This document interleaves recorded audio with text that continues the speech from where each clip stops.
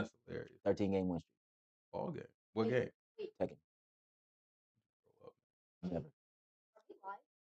What's Okay. better, Tekken or Roblox? 2K is any better? Please. Fighting game. Nobody knows. This is like one of the biggest fighting games ever made. The one when you saw me streaming, when you watched my replays. I'm a professional. Yeah. See? Yeah, you are. Y'all watch me. Y'all check out my Twitch, man. Everybody check out T's Twitch.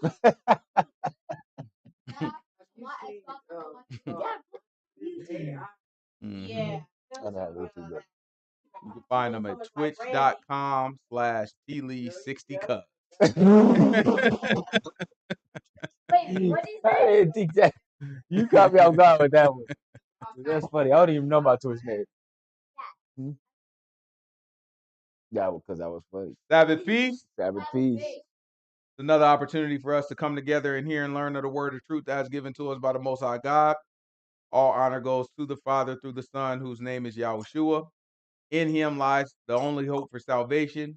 We know that it is obtained by grace through faith, not of works, lest anyone should boast, and given freely as a gift to all who obey him. We understand that if you do not obey him, it is made manifest or made obvious that you do not believe. In this state, you should expect no good thing from the Most High. However, anything that you do give, whether it be a gift of tongues, a gift of prophecy, or any supernatural experience that you may have, it can and it will be used against you in the day of judgment. With that said, peace to the saints that are in the room, to the saints that couldn't make it, to the saints watching on the camera, to the saints in the chat, to the saints scattered around the world that we don't know about. But no peace to the wicked. The only thing we say to them is repent that they might live. Who remembers what we talked about last week? Come on.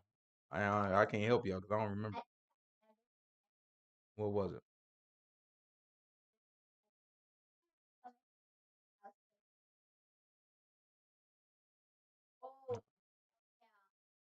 I don't remember what it was. What happened? People came to this house. People came to a house.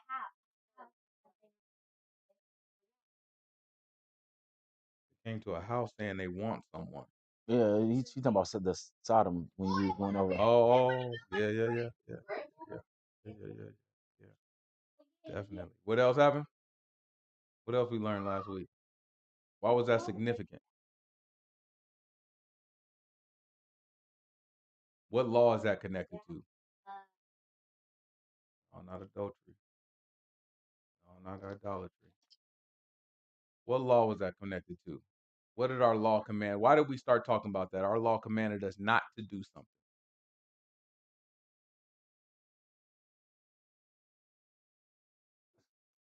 No? Didn't it tell us not to what?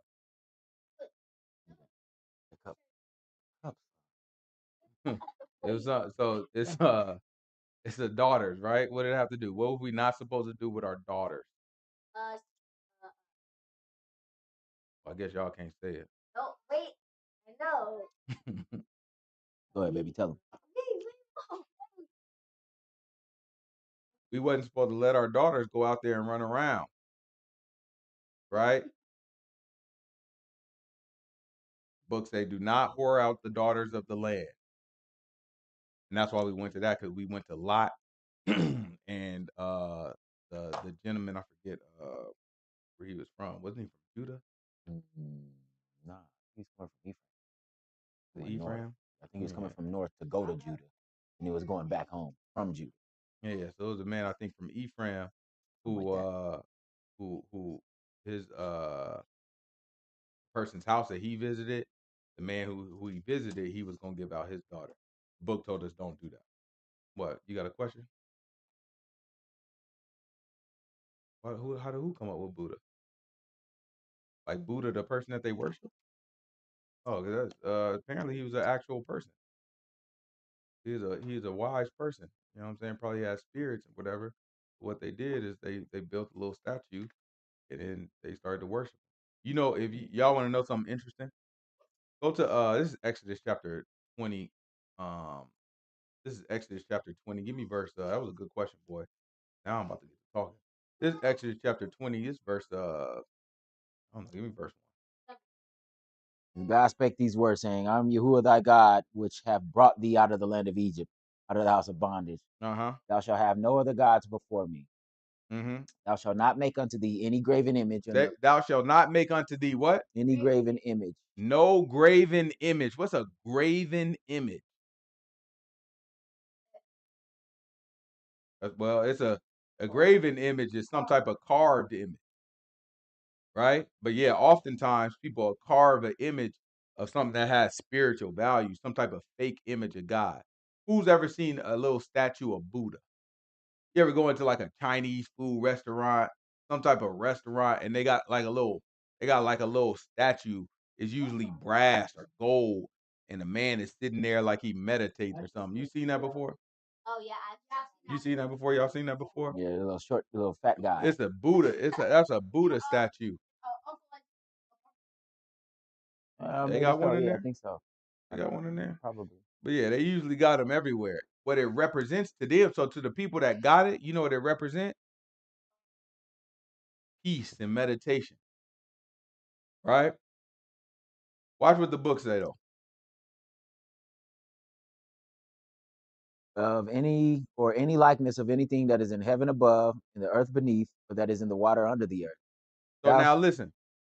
If you can't put nothing before the Most High God, but then you make an image of something that has a likeness of something that's in heaven above, or the earth beneath, or in the water, right? That means that you've offended the law at that point. Now, here's what's interesting, because we often tell people that a cross is also idolatry. And you know what the Christians will say about the cross?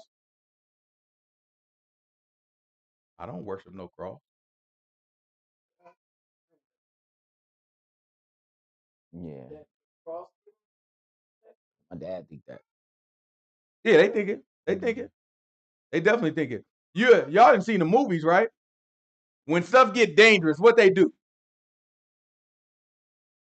When stuff get dangerous, you know what they do? It's irrelevant. Yeah. Ain't ever that? They go just like that. What you think this is? They pull it if they got the necklace on. You They make pull a it and cross. start. Why would you make a? Why would there be some significance to making this symbol across your chest?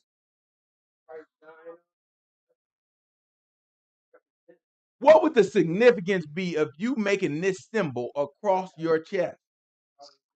Something about to get scared. You about to go in. Oh my goodness.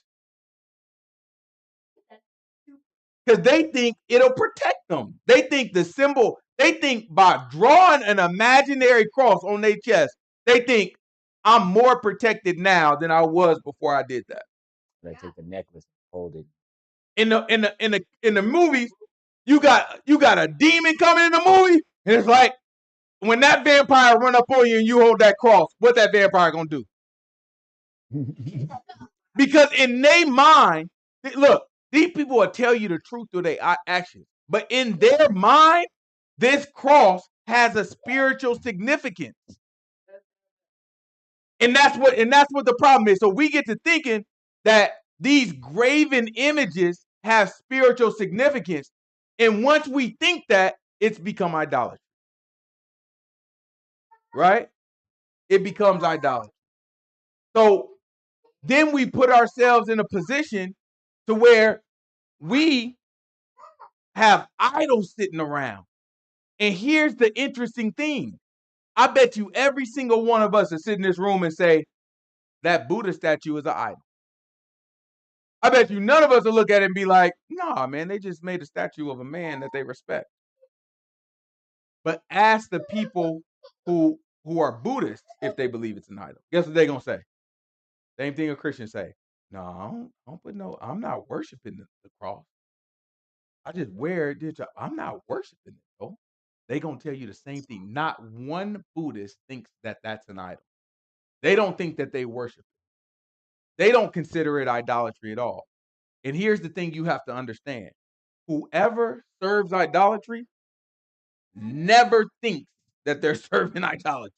There's always some caveat, some carve out, some reason as to why what they're doing is different, but none of it lines up with the word. Because the word simply just tell you, make a graven image. It's that simple. So when you put the fish on the bottom of your Bible, guess what? An image. Exactly. That's the same question I've been asked. What darn fish? They come up with all types of lies. Well, the church fathers used to use the fish as a symbol. Yeah, I bet. They used to be sinning too if they're doing that. You know what I'm saying? What you need a symbol for? You don't need to make an imaginary cross across your chest. You don't need to draw symbols of fish. You don't need no praying hands. You don't need no darn doves. You don't need anything that represents the Most High God if you got to make an image out of it. Because all you're doing is you're putting yourself in idolatry. Why risk it? I used to tell people, man, that cross is the idol. And be like, that's no way, that cross, no way, ain't no way. Then I say, if somebody snatched your cross, stomped it, they were like, they're like, watch your mouth now. They're like, I'll get mad only because they snatched some of my property. I was like, it wouldn't have nothing to do with Jesus. You would be disrespectful. You would call that person a devil.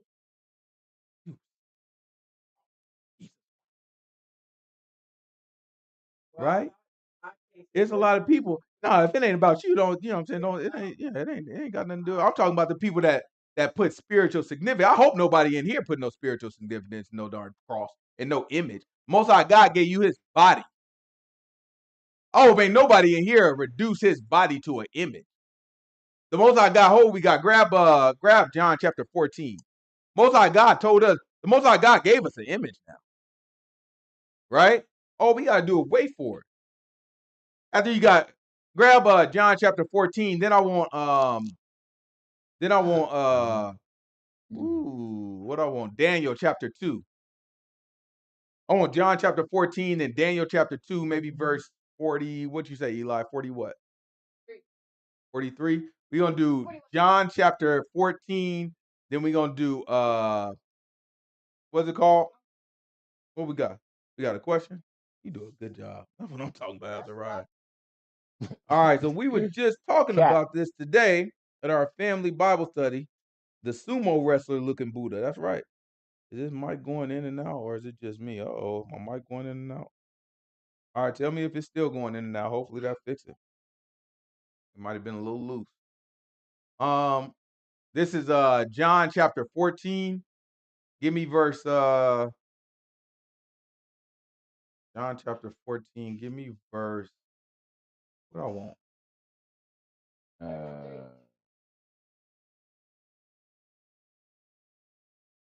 This is where Philip is talking to Yahuah. What is it, verse 9? Not too far down. It should be verse 9. Then we're going to go to Daniel. We're going to do Daniel chapter 2. You want verse 8.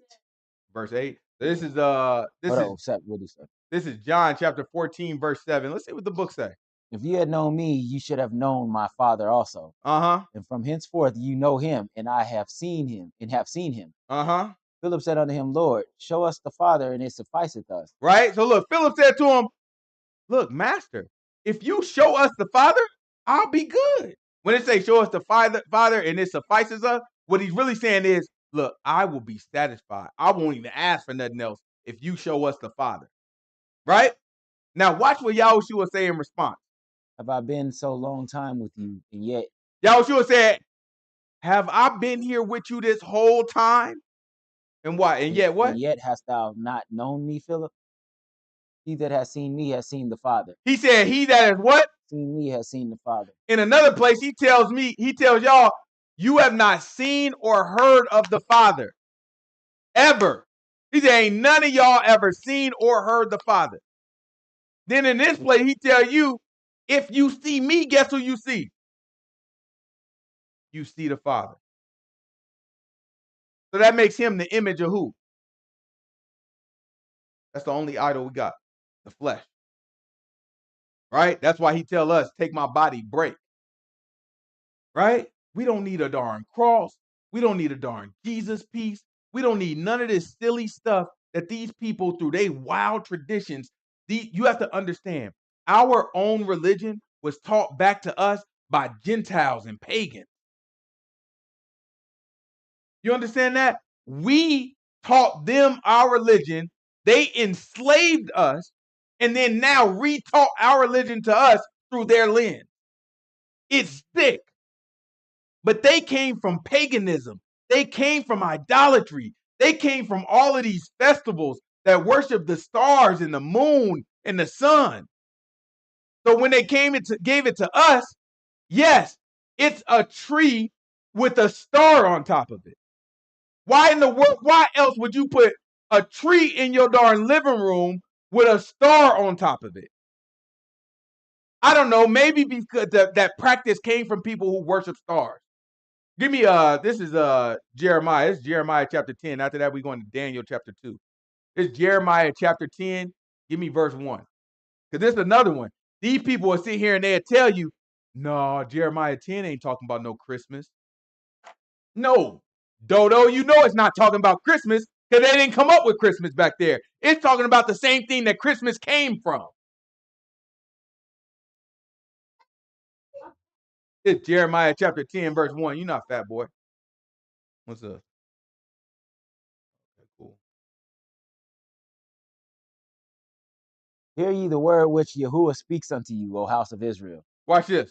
Thus says Yahuah. He said, thus says Yahuah. Learn not the way of the heathen. He said, learn not the way of the heathen. Don't talk to me about what these people are doing. I don't care who worship Buddha or a darn cross. Both of y'all are sinners. If you got a cross on your darn net, and you got a darn bird, you know what I'm saying, a little bird dove symbol on the bottom of your Bible, if you got, that is idolatry. Rip it off. Stop the video, pause it, rip it off right now.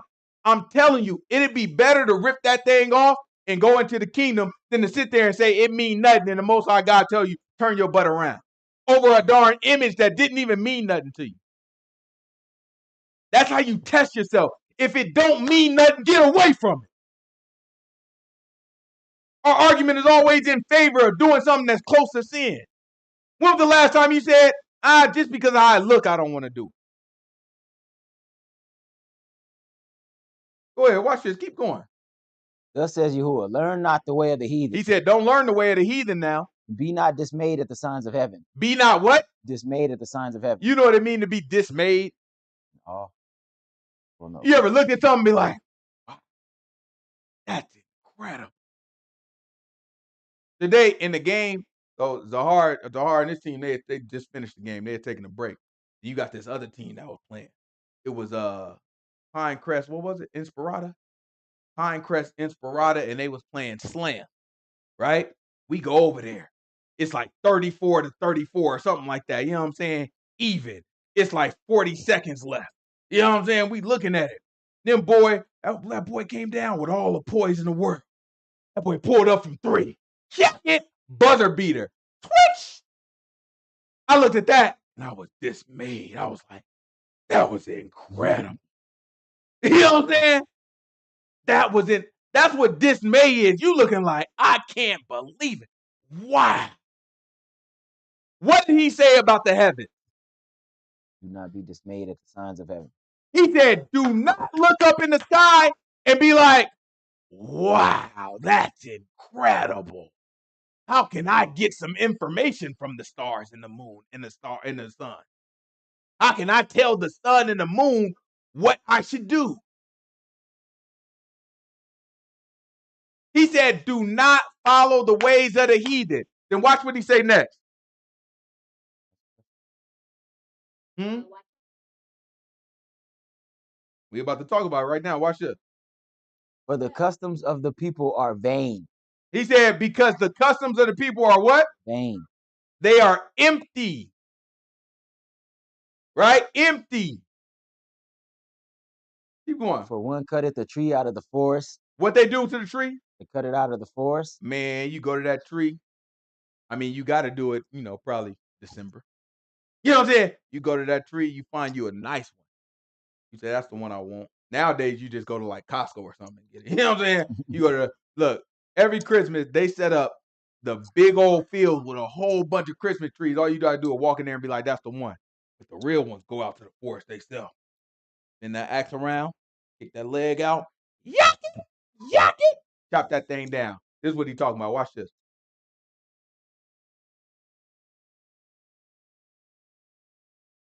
For one cuts a tree out of the forest, the works of the hands of the workmen.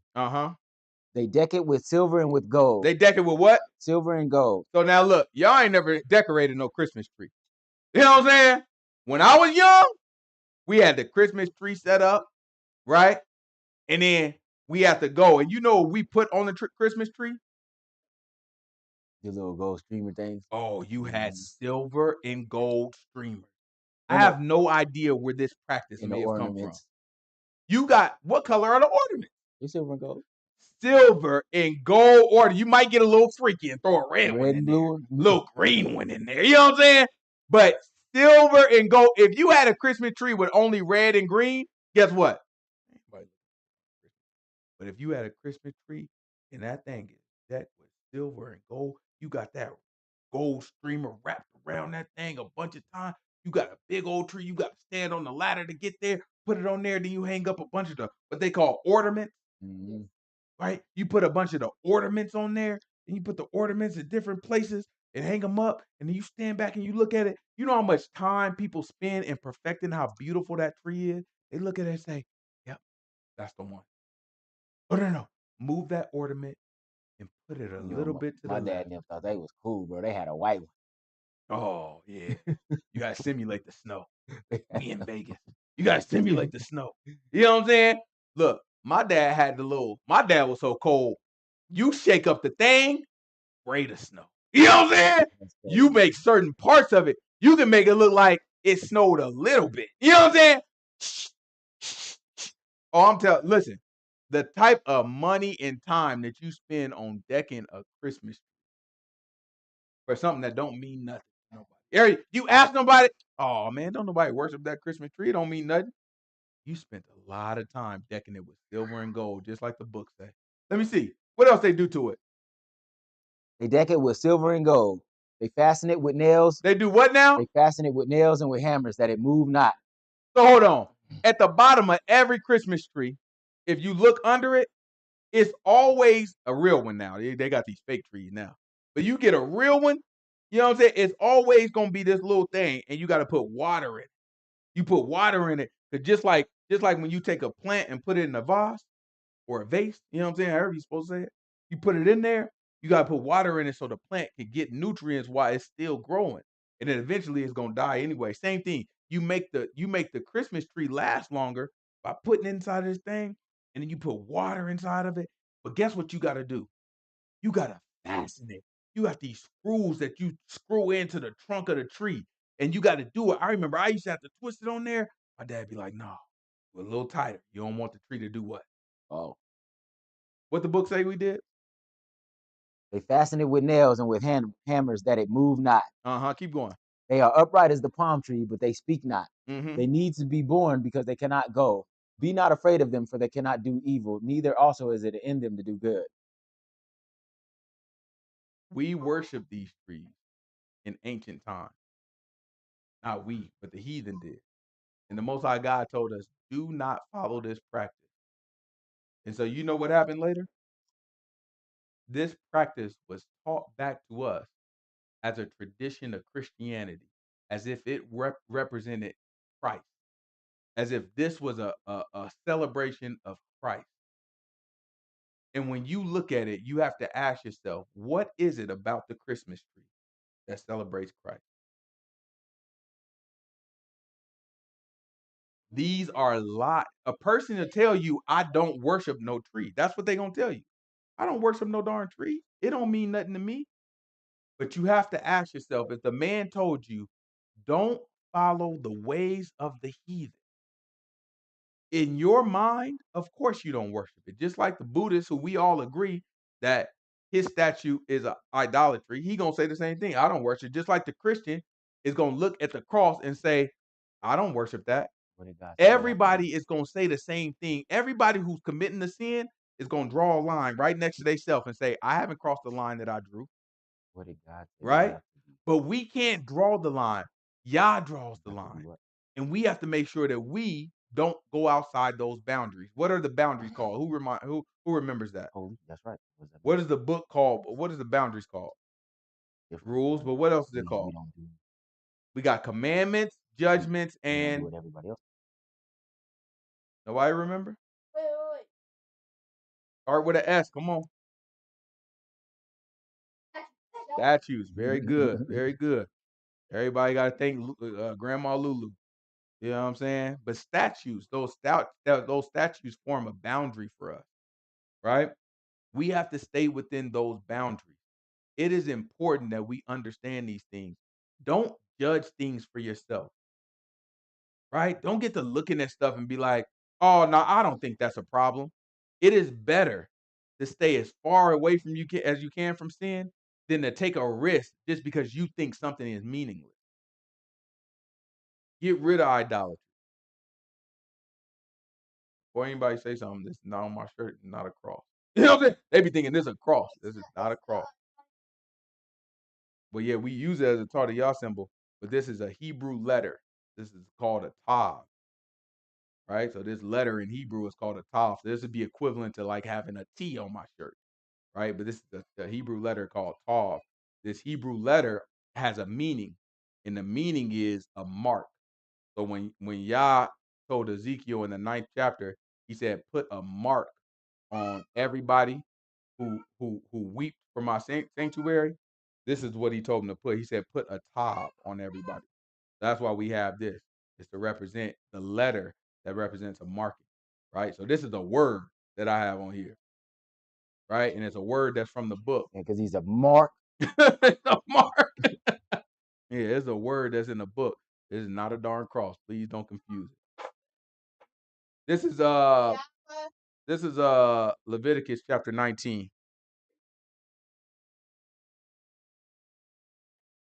It's Leviticus chapter 19. Give me verse 32.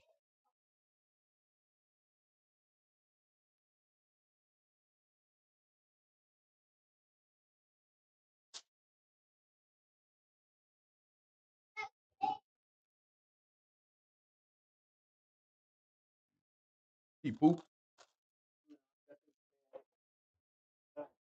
I forgot.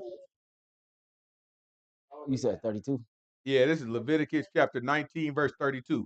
Do not follow my cord, boy. You're going to follow him. Why don't you go sit down somewhere? Thou shalt rise up before the hoary head and honor the face of the old man, and fear thy God. I am Yahuah. And if a stranger sojourn with thee in your land, you shall not vex him. He said, if the stranger sojourn, so what does sojourn mean? Eli, what does sojourn mean? If the stranger sojourn with you. You said what? Craft? Crap? Oh, look at you trying to copy off somebody else. You don't even know what you're doing. Like a visitor. Like visiting. That's somebody visiting, right? So a sojourner is somebody who passing through.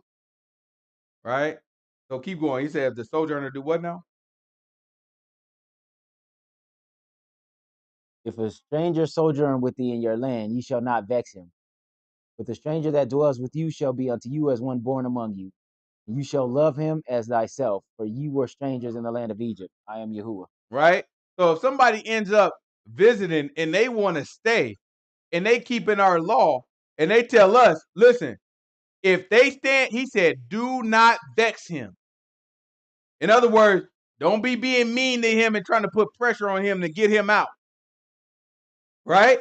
He told us to remember we were a stranger in somebody else's land. It was good to us at first, too. Y'all remember how we were strangers in Egypt? And what did they end up doing to us? Made us slave. They vexed us. Right? It's important for us to understand that. In our land, you couldn't do that. You couldn't have nobody come to our land.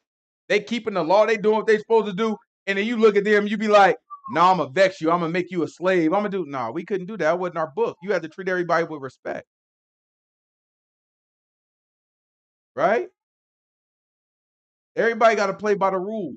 And as long as you play by them rules, everybody got to be treated with respect. This is, give me Genesis chapter 9. What verse we just leave off? 34. Yeah, give me Genesis chapter 9.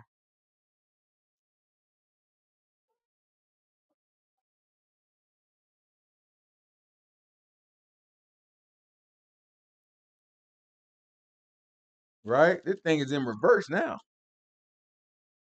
We in the strangers' land now. We strangers in their land. But what did they do to us? Vex. They vexed us here. Way more than that. That's an understatement. From the very beginning, we've been vexed in this land. Right? We didn't play the switcheroo. We over here, you have to understand, the Gentiles are in our land, in Israel right now. That's our land. And the Gentiles are in our land. We're in Gentiles' land, and we're being vexed here. They enslaved us, and even to this day, they oppress us. And then they even got us convinced that we're not being oppressed. They got us convinced that everything is even now. Everything is the same. These Trump supporters out here, these Trump supporters are convinced that they're being oppressed. They look, when they don't get a job, it can't be because of based off of merit. It's because DEI. When's the last time you see somebody say, I'm not hiring you because you're white? That's never happened. It's just never been a case. Right? But these people has been, they've convinced themselves of the case. Listen, we are the ones that continue to be vexed. We are the ones that still got lead in our, whoever heard of lead poisoning? Guess what we got in many of our neighborhoods across the country? Lead in our pipes, where we got to drink it out the water. And that's still today in predominantly black neighborhoods across the country. What's crazy? We got a filter. Hopefully no. That's crazy. What? So look, he talking about some kids in this class that eat lead out of their pencil. That's kind of nuts, right? But that's what we look at. We've been conditioned to, like, we've been conditioned and oppressed to the point that we don't even want to acknowledge our oppression. Right? We live in this la-la land, like the oppression is not happening, like the racism is not happening. That's because we're being vexed. These people don't serve the Most High God. These people try to call themselves Christians. Look, you got Charlie Kirk, right? Yeah, the one that got shot. He shot that man. He tried to call himself a Christian as if he served. They use Christian to represent something that serves the Most High God. These people don't serve no Most High God. That man was insensitive to the biggest of woes to our people. He found a way to explain and reframe everything that distressed us. And you know what that does? That's called marginalizing. What happens is when you think of the word marginalized, you look at like paper. So now when you get paper, your teacher's usually gonna tell you to write within the what? Right within the lines, but also right within the margin. So you got two lines that go across the side of the paper, and they don't want you to write outside of those. And the reason for that is when you organize your paper, you might punch holes on the side of it, right? And so you don't want the words to go off of the side and then you punch holes. So the things along the side become ancillary. It becomes something that you don't need to pay attention to. That's not even taught no more. These kids probably type now. That's something that you don't even pay attention to on the stuff on the side. So that's what they mean by marginalized. When you marginalize something, you push it to the side, the parts that nobody pay attention to. So an example of marginalizing is if we say, an historically oppressed people that's documented to have racist practices sponsored by the U.S. government against them says Black lives don't matter. The retort is, they say Black lives don't matter, so the slogan becomes Black Lives Matter. The retort is all lives matter. By doing that, right, while you take this group that historically, in a well-documented fashion, has been oppressed, and then you tell them, clearly your life doesn't matter, but we're going to say all lives matter, you've now pushed them to the side. So we've been marginalized, right? When a particular set of Black people say, hey, our experience in the United States is unique. There's a bunch of unique experiences in a bunch of other different countries, But we're talking about ours in the United States. This is a unique experience. And they tell you, no, black and brown. Because that includes Chinese, Mexican, Indian, that includes everybody. People of color, that includes everybody. And you know what that does? That pushes ours to the side, to the part that doesn't matter, right? When they passed a civil rights bill in 1964, 65, 64, one or two? Yeah, 64. When they passed a civil rights bill in 1964, and then say, you know what, that was a victory. And then what they do the next year? They passed an immigration bill that upped immigration at that point more than ever in history and invited people from where? All over. All over, but in particular, Mexico. Right? That is called marginal. I want to marginalize you. I don't want to focus. I don't want you in the center of the page. I want to mix it all up and push you to the edge of the page. So then traditionally black neighborhoods become what? Mexican neighborhoods, immigrant neighborhoods. Traditionally black neighborhoods become Haitian neighborhoods. Traditionally black neighborhoods become this neighborhood. What was the one? The Somalians? Somali neighborhood. Them boys running it up. They say, look, the Trump supporters say them boys was running it up. They're out there committing fraud, stealing all types of crazy stuff. Right? And listen, my whole area where I grew up is almost all Mexican. This is the cold thing. Look, if Trump wasn't so focused on immigration, that would have landed on black people. They wouldn't have said, look, Trump is focused on immigration. So he say the Somalis. Because his agenda is get rid of immigrants, right? If it wasn't him, right? If it wasn't somebody who had an agenda against immigrants, they just would have said the black people are fraudsters. Because the Democrats don't see black people as different. They want to marginalize, right? So they're going to look at it. They're just going to say people of color. You know what I'm saying? Like, I don't know, you're not white? Okay, people of color. You know what I'm saying? They don't want to get specific about any group of people. They want to clump. They want to say it's white people and then it's everybody else. And we accept that.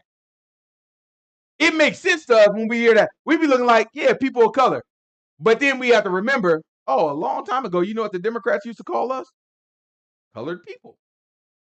It's like they just flipped a couple words. People of color, colored people. And you start to realize, all of this stuff is racist. All of this stuff is oppressive. All the Democrats are saying, let's oppress all non-white people equally. Right? And the Republicans are saying, let's oppress all people that's not white. If you look at it, y'all saying the same thing. Y'all just got different approaches on how to get there.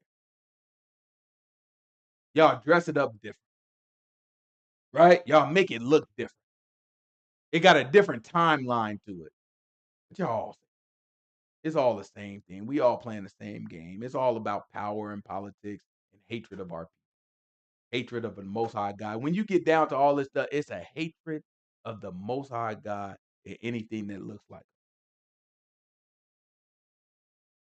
And it's up to us to stand up and say, you know what? I'm going to stand for the Most High God. And you know what that's going to get? That's going to get some hatred my way. But you got to be courageous enough to stand up to that stuff. This is where we at? Genesis 9. This is Genesis chapter 9. Give me verse 19. These are the 3 sons of Noah, and of them was the whole earth overspread. Mm-hmm. And Noah began to be a husbandman, and he planted a vineyard. A husbandman is someone who got like they keep a vineyard. So a vineyard is when you got vines like grapes or olives, right? Fruit that grows on a vine. And he drank of the wine and was drunk. All right. So when you got grapes, you usually have what you need to make wine because you can make wine from grapes. So he was a vine dresser of grapes, and then he also made wine, and then he drank his wine. and got drunk from drinking his wine. And then he fell asleep. Watch this. And he was uncovered within his tent. And Ham, the father of Canaan, saw the nakedness of his father and told his two brothers outside. Uh-huh. And Shem and Japheth took a garment and laid it upon their shoulders and went backward and covered the nakedness of their father. Right? So Ham saw the nakedness. Shem and Japheth, they went back and they covered their father without looking at him. Watch this. Keep going. And their faces were backward, and they saw not their father's nakedness. Mm-hmm. But Noah awoke from his wine and knew what his younger son had done unto him. And he said, Cursed be Canaan, a servant of servants shall he be unto his brethren. And he said, Blessed be Yahuah, God of Shem, and Canaan shall be his servant. God shall enlarge Japheth, and he shall dwell in the tents of Shem. Right? So he said, God shall enlarge Japheth, and he shall dwell in the tents of Shem. I wanted to get to that part because I tell you all the time, if you look at the word behind enlarge, it's never been translated as enlarge any other place in the Bible. It's always translated as something like deceive or trick or something of that nature, right? So what he's really saying is God will entice Japheth, and he shall dwell in the tents of Shem. Why is that important? Because we're descendants of Shem. The Gentiles that are in Israel right now are descendants of Japheth, right? So the prophecy, I say that so that you guys can see that this prophecy has been fulfilled. So when the book tells us, don't treat the stranger, the sojourner, right, in your land, don't vex him, you can see that these people are the ones that are not keeping the law. They vexed us. We were people passing through their land. A lot of these other people are passing through their land, and they make laws against all of the immigrants in order to vex them after they get them in here and lure them in there. Now, it's also on the immigrants to keep the law. If you immigrant to Israel and you don't keep the law, what's going to happen to you? Get kicked out. No, the book is very clear. It say treat them like the homeborn Israel. So if an Israelite murder and he come to Israel, what's going to happen? You're going to get stoned. Why for not? You come into Israel and you steal, what's going to happen? You will get treated just like a citizen. So if you sojourn in Israel, that's why the book is even on both sides. He say, look, if you come into Israel, you treat him like he homeborn here. Don't treat him. Look, you got to do that both ways. You make sure you treat him with respect like he homeborn here. And if he break that law, you hold him accountable to it the same way. Right? But here, they don't. They hypocrites. What they do is they'll tell you no illegal crossing at the border and then make some loopholes for you to illegally cross. Then a new president come in and be like, nope, I revoke all that stuff. So now all these people going back and forth. And you got these people in a whirlwind. They looking like, dang, I shouldn't have illegally crossed in the first place. Yeah, you shouldn't. You shouldn't. That's how I go. When the law's on the book, you got to keep a law. You go to somebody's land, you got to keep their law. You can't walk into nobody's house and just do whatever you want to do. That's disrespectful. Right? That's disrespectful. This is This is Deuteronomy chapter 32. What does it say? One law for the sojourner and the native. Israel said one band, one sound. That's right. That's right. One band, one sound.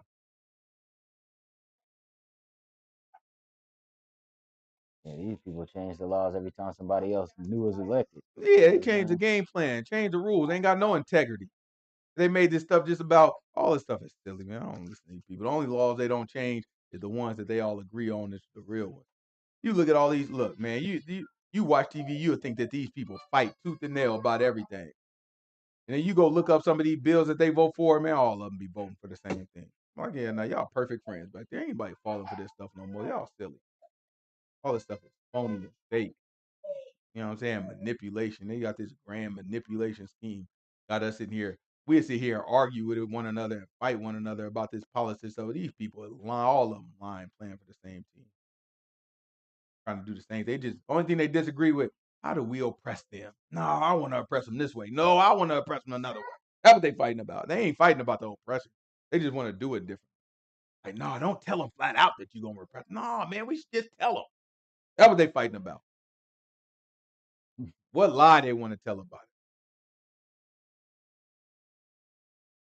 Let's see. Let's keep going. It's Deuteronomy chapter 32. Give me verse 15. It's Deuteronomy chapter 32, verse 15. For Jeshurun waxed fat and kicked. Thou art waxing fat. Thou art grown thick. Thou art covered with fatness. Then he forsook God which made him, and lightly esteemed the rock of his salvation. They provoked him to jealousy with strange gods. With He said they did what now? They provoked him to jealousy with strange gods. They made idols. He's talking about Israelites. He's saying Israelites provoked God to jealousy because we were serving idols, other gods that he'd never heard of. He's like, man, these are strange gods that y'all serving. Watch this. Keep going.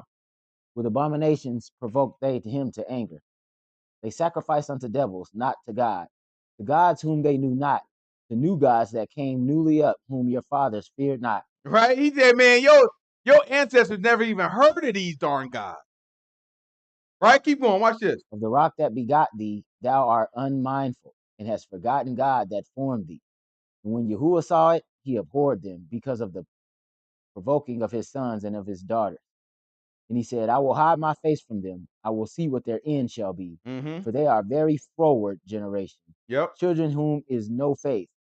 They have moved me to jealousy with that which is not God. He said, they moved me to jealousy with these images and these things that they worship that are not God. Watch this. They have provoked me to anger with their vanities, and I will move them to jealousy with those which are not a people. I will provoke them to anger with a foolish nation. And that's exactly what he did. So now he moved us into this land and moved Gentiles into our land to provoke us to jealousy.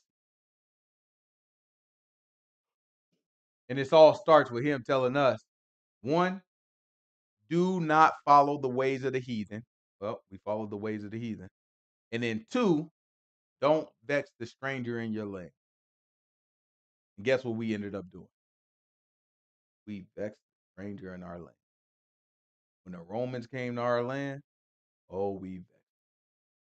We didn't like them Romans in our land. We didn't mess with them Gentiles. Right? When them publicans came, the ones that came to collect taxes, get your butt up how we ran them out. Right? We did not like them Gentiles. Came from trauma now. Nevertheless, the law is the law. So these things happen, and now we're in the land being vexed right now. Right? All because of the Most High God. This is Ezekiel chapter 47. Watch the book. This is Ezekiel chapter 47. Give me verse 22.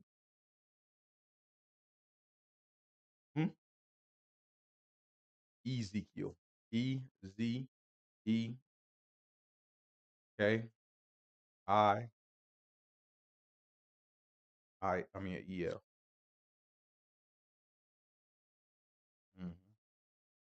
Ezekiel 47, verse 22.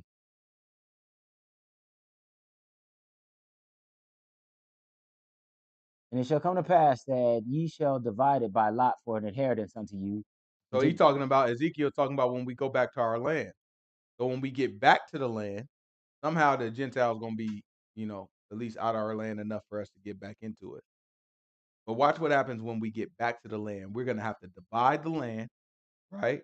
And somebody going to say, okay, this area is for Issachar. So anybody from Issachar, y'all go into this area. And they're going to tell us, each one of us, they're going to come up and be like, okay, Zakai, who's your dad? And be like, there. And be like, okay, Phil, okay, Phil. Who's your dad? And I'm going to tell them that's my dad. And then they go trace it all the way back and be like, okay, you are of the tribe. What tribe I want to be from? You are of the tribe of Zebulun, right? So then we're going to be like, we from Zebulun. So then all the people from Zebulun, they're going to be like, okay, anybody from Zebulun, that's your area over there. So we're going to have to go to our area, and that's going to be all our land. We could build our house. We're going to have all our stuff that's in Zebulun, right? So all the land is going to be divided, and everybody going to be told what tribe they from, and then you're going to be given signs of everything. But now what if somebody come up, right, and be like, I'm a Hebrew too, right? And then the prophet go to him, the prophet say, okay, what's your daddy name? And he go, And then he said, the Most High God told me, you are of, oh no, you a Gentile. He black though. He think he in there. He black. He like. Then the Most High God tell him, you actually a Gentile. You not an Israelite at all. Right? What do you think gonna happen to that person? You have to go where the sojourn is at. Huh? You have to go where the What'd you say? You said stone him. that's called. Goodness gracious. The book just told us don't He vex gonna the stranger. go to the section where the Gentiles got. Right? The book tells us very clearly, do not vex the stranger in your land. Our law just told us what we got to do to the stranger.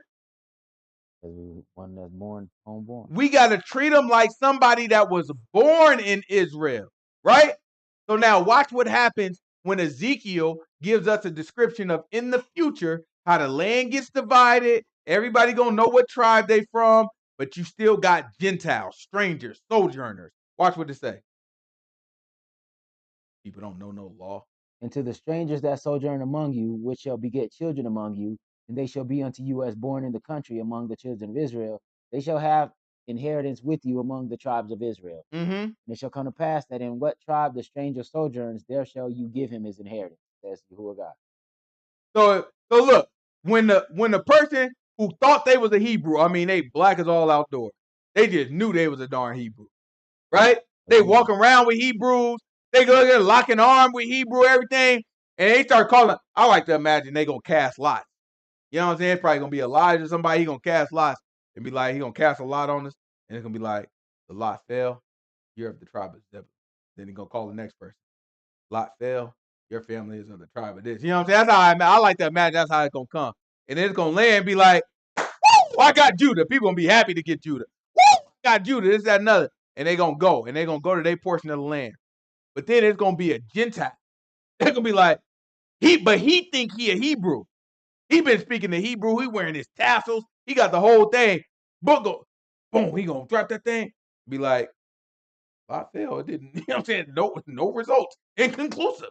You know what I'm saying? Like, I don't know. You're not anything. Then Elijah, he gonna panic for a second. He be like, I'm not a Hebrew all this time. I'm not a Hebrew. I did my 23andMe, and it came up with Nigeria. You know what I'm saying? I'm not a Hebrew. Then he'll be like, don't worry about it. Who's your people? Who you with? Be like, no, that's, you know what I'm saying? That's who I came in with right over there. You know what I'm saying? You sent them over there, you know what I'm saying? Brother Phil, you know what I'm saying? With Zebulun. All right, go over there with Zebulun. Whoever you sojourn with, the book say, well, that's who you gonna go with. Ain't nobody getting turned away that serve the Most High God. That's only these stupid Hebrew Israelites who most of them probably ain't even really Hebrew.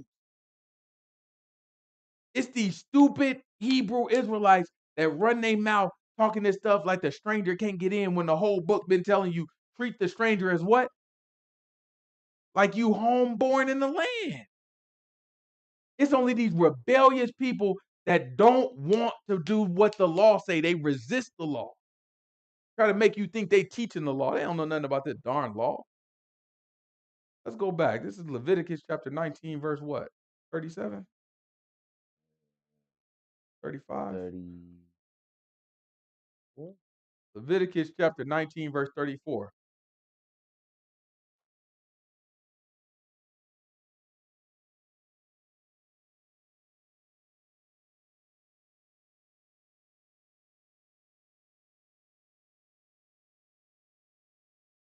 Maybe when you're older. Mm-hmm. Let's see. We got a question. Let's see what it say. I mean, at this point, will the strangers be larger mass than the native? Well, I don't know. I don't know about that one, Sister Pam. I don't know about that one. I think when it comes to the masses, by the time we get to by the time we get back to the land, I think the number is going to be surprising for all of us. Right? I don't know if it's going to be a whole lot of people that make it back to the land, but I don't know. We'll see. We'll see how it play out. Yeah, will we? You know what I'm saying? Will we even be alive? One way or another, we'll see. This is I don't know. Y'all listen to me. You know what I'm saying? I ain't trying to make no predictions. But shoo, when I look at some of these numbers in the book, you know what I'm saying? It look like next year. Something's supposed to happen next year. I don't know. That's how I look. I don't know. I ain't no expert on none of these historical day. Because the problem is the problem. The Bible give you some very specific numbers. Now, of course, they have to be interpreted, but it give you some very specific. Daniel give you some very specific numbers. You know what I'm saying? And if you look at those numbers, it appears that something is supposed to happen next year, at least the way I interpret it. Yeah, but you don't know when them numbers start. That's the tricky part. That would be the hard part. Yeah. Yeah, the tricky part is it depends on where you started. You know what I'm saying? So where one of the numbers where I was started is when Nehemiah got the instruction to rebuild the wall. And if you started from there, it puts you the first date, it give you two numbers. The first one puts you on the year Ronald Reagan was put in office. And the second one, you know what I'm saying? I think Daniel tell us what do you I forget where it is. This is Daniel chapter 12, real quick. This is Daniel chapter 12, probably verse I ain't gonna be that far down. It's probably gonna be like I think verse 7. Let's try verse 7. This is Daniel chapter 12, verse 7. Let's see what the book says. If that's not it, give me the verse.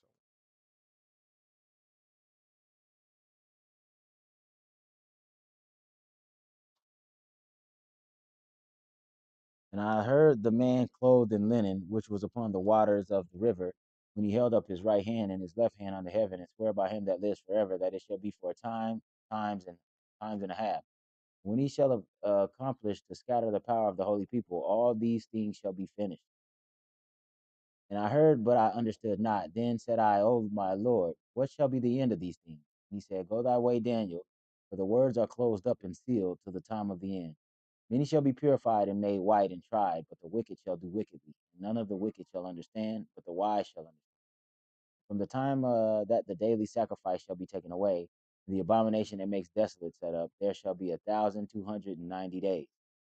Blessed is he that waiteth and cometh to the 1,335 days. But go thy way till the end. You go thy way to the end, be, for thou shalt rest and stand in thy lot at the end of the day. All right. So now you see here, he say counted from the time that the abomination was set up. So then that's tricky.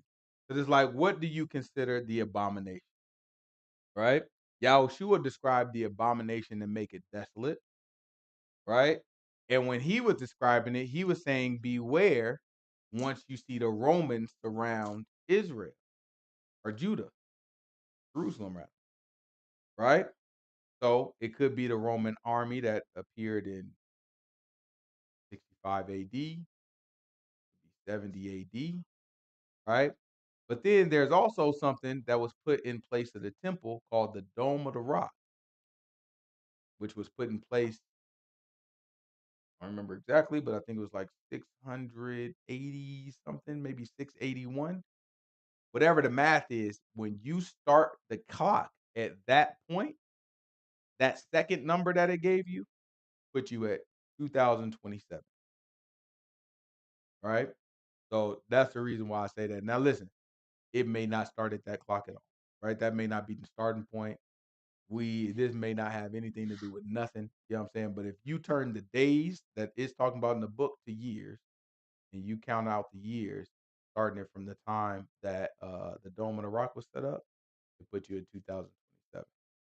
So stay vigilant, keep your eyes open. This ain't no prediction. It ain't saying that the world is ending next year by no means. I have no idea. But if you ask me, based off of how I read the Bible, I think we got hundreds of years still left in history, right? Before Yahushua comes back. Me personally. But I don't know nothing. I'm just reading the Bible and trying to figure it out. You know what I'm saying? So I don't think the world ended next year. I do think, however, very soon things will dramatically change. But whether it does or not, the main thing is we serve the Most High God. We understand the law. That way, when He's ready to reveal it to us, He opens it up and we'll be receptive to it. That's the key. If we know enough of the Word and we know how to obey the man and humble ourselves to the man, it don't matter whether I'm right or somebody else right. Nothing matters. The only thing that matters is when the man is ready to reveal it to us, that we're accepting to it. We're not resisting it. We're not kicking against it because we feel with bad doctrine, bad theories, bad ideas. Right? We open to this stuff because it's right in line with All I gotta do is obey Yah, do what I'm supposed to do, and the man. All right, let's try to wrap it up real quick. It's Leviticus chapter 19. We gotta finish 19 today. It's Leviticus chapter 19, verse 34.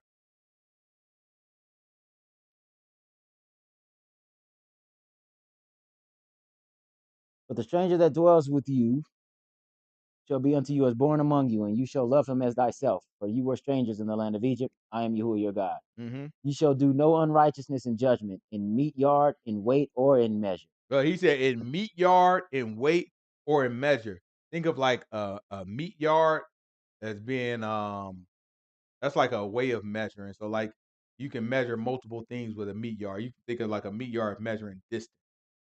And when they say measure, think of that as more measuring like liquid. You know what I'm saying? Like how liquid is measured. You know what I'm saying? So he's saying do no injustice in meat yard. And the reason why this is so important is because there wasn't like a standard ruler that you can go buy from Walmart and say, this is a foot. Right? That didn't exist. There wasn't like a standard that you could just purchase and it was stamped. Everybody, just imagine if every little kid created their own ruler. And they say this is a foot, but all the kids' rulers are different sizes. So now, when you go to Subway and be like, you say it's a $5 foot long, right? Okay, well, based off of whose foot? Because the guy's foot be short. You know what I'm saying? Right? But Jared's foot is long. So we look at it and be like, whose foot are we using when you sell me the foot long? Because if you're going to charge me $5.99 for the foot long, then I want it to be based off of Jared's foot, not the guy's foot, because the guy's foot is lower. So that's what the book set us up to do. It's like, don't be trying to say, yeah, no, I sell you a foot right now. How long you want? A foot? A whole foot? Okay. And then you skim up, be like, yeah, no, this is our foot. This is our ruler right now. You got this little tiny ruler that's a half a foot. Right? He's saying that is unjust to make somebody believe that that's a full foot, but you cut something off of it. Right? That's what the Most High God, he don't respect stuff that's unfair. He respects fair judgment. Keep going. Watch this. Just balances, just weights, a just ephah, and a just hin shall you have. I am Yahuah your God, which brought you out of the land of Egypt. Therefore you shall observe all my statutes and all my judgments and do them. I am Yahuah. Right? It's all about justice, fairness, judging correctly. That's what balances are. If you ever look at the symbol of a courthouse, what do they got? Balance. They got balances. Right? On each side, they got a balance of a scale. On each side, it's balanced because that's what judgment is. Judgment is weighing everything. A lot of times when I give people advice, I try to tell them, don't think about just you. Right? Like before you die, people will come to me and be like, look, so how should I handle this situation? Or what should I do? And one of the first things I try to tell people is, first of all, take you out of it. Right? So I'm sure you've already thought about what you want to do. Take you out of it completely. Now think about, how does the other person feel? What does the other person think? What is the other person? What might I do when I do this? What might this do to the other person? And when you think like that, you're able to balance. It's not all about you.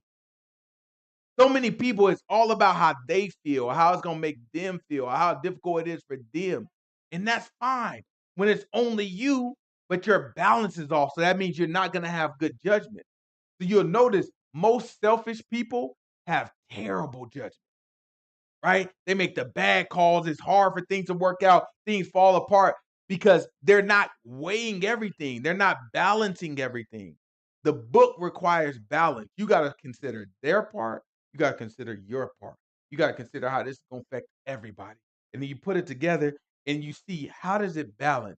How do I make it even? I need to add a little bit of weight over here, and that's going to bring this one down. Oh, now I got to add a tiny bit of weight over here. Now it's fair. Now it's balanced on all sides. So that's what you have to do spiritually. That's what you also have to do physically. That's what you have to do for other people. That's also what you have to do for yourself, right? Grab this is Matthew chapter 7. It's Matthew chapter 7. Give me verse 1. Right? The book told us about judgment. Yahuah told us about judgment and what's appropriate. And look how always when it comes to judgment, he's going to tell you to look at yourself and look at the other person. You don't just consider the other person and you don't just consider yourself. You have to offset both of them. So that way it's balanced. This is Matthew chapter 7, verse 1. Judge not that ye not be judged. Right? He said, don't judge or else you're going to be judged. Watch this. For with what judgment ye judge, ye shall be judged, and with what measure ye meet, it shall be measured unto you again. Right? Because you have to balance it. It's the same way if you're trying to do math, right? The same principles exist, right? You're trying to figure out like algebra, you know what I'm saying? You're doing some algebra. In order to figure out, you know what I'm saying, that letter, what is that letter? What number does that letter represent? You know what you got to do? You got to apply the same equation to both sides of that equal sign. You know why? Because the equation has to remain balanced. Right? Everything that is real operates this way. Because this is how the Most High God operates. If you don't balance that equation, guess what's going to happen? You're going to come up with a dramatically different answer than if you did balance the equation. Keep going. Watch this. And why beholdest the mote that is in thy brother's eye, but consider not the beam that is in thine own eye? Right? So now when you're looking at your brother and you're looking like, bro, man, you doing it all wrong, man. You ain't supposed to do it. But you haven't even considered how you doing it. He tells you do what first? Or how wilt thou say to thy brother, let me pull out the mote out of thine eye, and behold, a beam is in thine own eye? Thou hypocrite. First cast out the beam out of thine own eye, and then shalt thou see clearly to cast out the mote out of thy brother's eye. That's balance. He's giving you the way to balance your scale. He's saying if you overly focus on other people, your balance is going to be off. If you hold yourself accountable first and then hold others accountable, he said, then you'll be balanced. Right? Keep going. Give not that which is holy unto the dogs, neither cast your pearls before swine, lest they trample them under their feet, and turn again and rend you. Grab Matthew chapter 12 for me.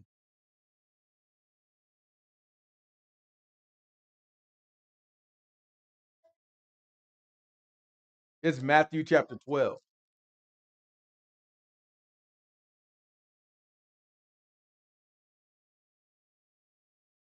You look at it's Matthew chapter 12. Give me verse 35. You look at what was I about to say? You look at we don't have to get it because I can't remember where it is anyway. But King Solomon, right? When King Solomon had to hear the case from two women who they both had babies recently. One of them lost the baby, right? And so she was accused of taking the other woman's baby because they lived together, taking the other woman's baby and pretending like that newborn baby was hers, but really her baby had died, right? And so King Solomon was looking at it and saying, okay, let me hear both sides. So he had to weigh both sides based off of what was happening. And when he saw that both sides wasn't balanced, then he said, okay, give me the baby. I'll chop the baby in half and y'all can share. Right? One of the mothers was like, no, forget it. She can have the baby. And when he saw that, he said, okay, this is how you can bring it to balance. It's her baby because she's the one that cares. Right? That's the only way that you can have proper judgment is if you weigh both sides and accurately assess what the weight is and look at it and make sure it's balanced.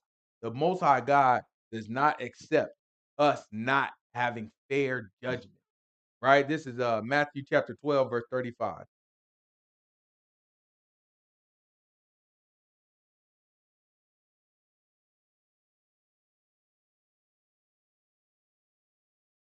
It's Matthew chapter 12, verse 35.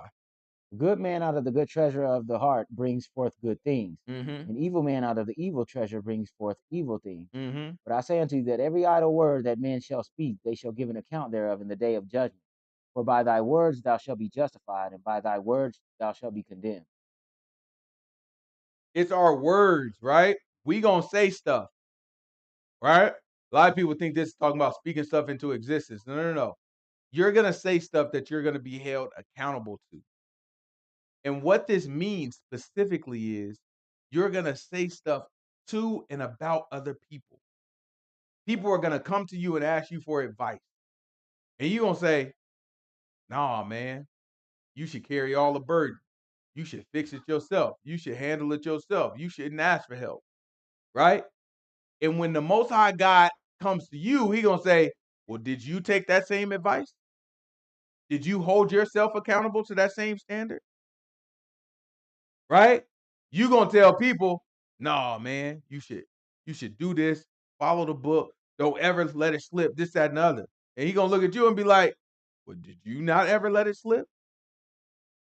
Did I be as unforgiving as you were to these people, as you were to should I be to you as you were to these other people? You might tell somebody, man, I'll never forgive you for what you did to me. And then you go to the Most High God and He say, okay, did I forgive you? It's important that we understand that the way we speak to each other, the way we deal with each other, that is how we'll be judged. So it's important first that you make sure you right. Because you can go and you can stand on whatever you stand on to anybody. You can say, you know what? This is what the book say. Book say you're not supposed to do X, Y, and Z. That's fine. But if you're not doing X, Y, and Z, how you think that's going to work? Right? That's why the book says it's better to be merciful. Because guess who would be merciful to you? Most High God. He requires mercy, love, compassion for one another. Right? As opposed to us being rigid for stuff that we not being. Now, be rigid. Ain't nothing wrong with being rigid. Be rigid. To make sure when you give that judgment, that you uphold the same thing on your side. Right? If you a hypocrite and you letting some people off just because you guilty or you scared, well, guess what? That's going to fall back against you. What we got? We got some questions. Let me see here. It says, so once the Gentiles join forces with us, they are now Israel and not considered strangers. And then they are brethren. That's actually a good question, right? So I think that's how we got to the Gentiles being in our nation thinking they Israelites now. Because we taught the Gentiles our culture and we accepted them. And we have documentation of some of the Gentiles asking some of our old rabbis in ancient times. They asked us, it's like, listen, when we pray, should we pray as if we're Israelites and say, you know, that we're sons of Jacob and we're sons of Abraham and we're sons of Isaac? Or should we say that we're Gentiles? And our ancient rabbis said, nah, you know what I'm saying? When you pray just like us. Because they were looking at our law, and the law say treat them like one that's homeborn. So the Most High God set this whole thing up. Because by telling us this and saying treat them as homeborn, what happens is that's exactly how they'll start seeing themselves. They're going to say, okay, well, I'm an Israelite. So like on day one, I know I'm a Gentile that converted, right? But when I have a kid and I raise that kid to say, you're an Israelite just like you might look like you light and they dark, but it don't matter. You're an Israelite. Then you have a black Gentile that have a kid. Well, they dark and I'm dark. We both Israelites. And then eventually the real Israelites get chased out, and then the Gentile Israelites are still there. After a while, they won't know the difference between a converted Israelite or not, because guess what? When I look around, we all the same. All the real Israelites, they got chased down to Africa, and now they slaves in America. Nobody has that context anymore, right? You just know, hey, I was told I was a Jew, and I've always been told to believe I'm a Jew, right? And the people in, you know what I'm saying, the real Israelites always been told to believe that they black slaves. And that's how we get to this point. So yeah, They are, brother, and they should be seen as native-born Israelites according to our law. But we should also know that's how we get to this point that we at now, which I do believe, of course, is according to the Most High God's plan. Then it say, I'm asking about the dogs in 7:6. Are they Gentiles? No, the dogs are not necessarily Gentiles. No, the dogs in 7:6 are so think about historical context of how the word dog is used in our book. If you remember, like a worthless person. Yeah, if you remember, who was that? Not No, Abner. Abner too, but no, Abner. I'm thinking about Elijah. Remember Elijah, or maybe it was Elisha. Elijah had the prophecy of dogs licking up Jezebel. No. Elijah had the prophecy of the commander from Syria taking over, and Yeah. he would become king. He said, "You're gonna rip open the pregnant women and kill all the Israelites." He's like, "What am I, a dead dog?" He said, "What am I, a dead or a dog's head?" Yeah. Didn't he say a Something dog's head or like something that. like that? He said, "What am I, a dog's head?" You know what I'm saying? That I would do something like that. So the context, he wasn't saying, "What am I, a Gentile?" Right? He knew he is a Gentile. The context of how a dog is used is an absolute worthless person. It's just like a When worthless, nasty, dirty person. Saul's son accused Abner of like messing with his wife or whatever. Yeah, You know and what I'm Abner saying? said, "What am I, a dog?" Yeah. Right? So that's more of a moral, you know what I'm saying? That's saying that you just a completely unrighteous person. Is not saying that you're a Gentile necessarily. Although there is crossover. Any other questions? All right, well, let's pray out.